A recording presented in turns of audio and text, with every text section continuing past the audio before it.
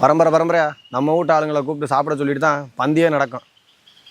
ஆனால் நம்ம வீட்லேருந்து ஒருத்தர் வந்தால் எங்கள் விசேஷத்தில் பந்தியில் சாப்பாடு இருக்காதுன்னு சொல்கிறது இதான் தடவை. பந்தியில் உட்காந்து சாப்பிட்டுட்டு அடுத்த பந்தி ஆரம்பிக்கிற வரைக்கும் அங்கேயே அதே இடத்துல உட்காந்துருக்கிறது எந்த விதத்துலையும் நியாயம் கிடையாது.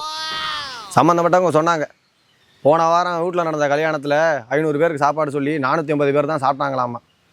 நீ போனதுனால அந்த மாதிரி இப்போ எங்கள் வீட்டு தேவையிலையும் நடந்துடாதுன்னு என்ன நிச்சயம்னு கேட்குறாங்க.